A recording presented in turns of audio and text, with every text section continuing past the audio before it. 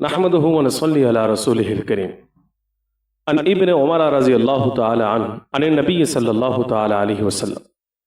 हज़रत अब्दुल्लाह बिन उमर रज़ी अल्लाहु तआला अन्हु से रिवायत है, वो नबी करीम सल्लल्लाहु अलैहि वसल्लम से ये फरमान नकल करते हैं, इदा वुज़िया अशाउ अहदिकुम, जिस वक़्त तुम्हारे सामने रात का खाना रख दिया जाए, व उक़ीमतिस सलाह, और इस हाल में कि नमाज जो है वो खड़ी हो चुकी हो, मस्जिद में जमात जो है वो खड़ी हो चुकी हो,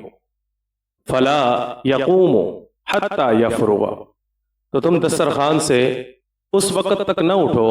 जब तक कि तुम खाने से फारग ना हो जाओ। इस हदीस मुबारक से ये बात मालूम होती है कि जिस वक़्त हमारे सामने खाना पक के आ जाए और दस्तरखान जो है सज जाए, तो ऐसी सूरत में अगरचे नमाज का वक़्त भी हो जाए तो भी हमें पहले खाना खा लेना चाहिए और फिर उसके बाद अगर जमात बाकी हो तो जमात के साथ शरीक होकर नमाज को पढ़ लेना चाहिए, बसूरत दीगर अपनी नमाज को मुकम्मल कर लेना चाहिए। मुहद्दिसीन किराम फरमाते हैं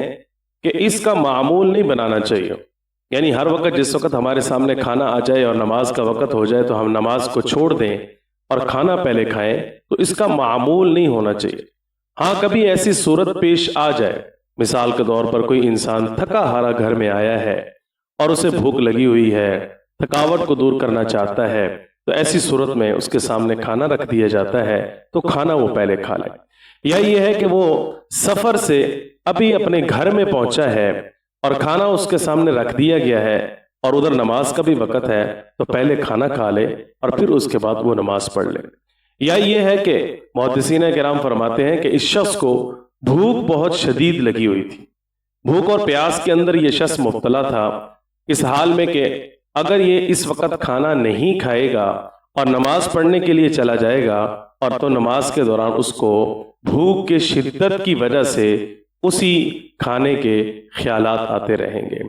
इसलिए उन ख्यालात से बचने के लिए रसूल करीम सल्लल्लाहु अलैहि वसल्लम इरशाद फरमा रहे हैं कि पहले खाना खा लो और फिर उसके बाद जाके नमाज पढ़ लो। ये बिल्कुल ऐसे है जैसे एक दूसरी हदीस मुबारक के अंदर रसूल करीम सल्लल्लाहु अलैहि वसल्लम ने इरशाद फरमाया है, जब तुम में से किसी को पेशाब वगैरह की हाजत हो तो उसको चाहिए कि वो अपनी हाजत को पहले पूरा कर ले और फिर उसके बाद अपनी नमाज को पढ़ ले।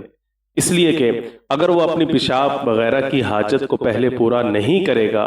और पेशाब आने की हालत में ही अगर नमाज पढ़ लेगा तो ऐसी सूरत के अंदर उसको हर वक्त जो है पेशाब का ख्याल आएगा, गोया वो गैर मुतमईन होकर नमाज पढ़ रहा होगा। तो इत्मीनान कल्बी के लिए ये बात ज़रूरी है कि हर तरफ से ध्यान जो है उसका ख़त्म हो चुका हो और वो इस काबिल हो जाए कि उसका तमाम तर जो ध्यान है, तवज्जो है, ख्यालात है, वो नमाज की ही तरफ हो।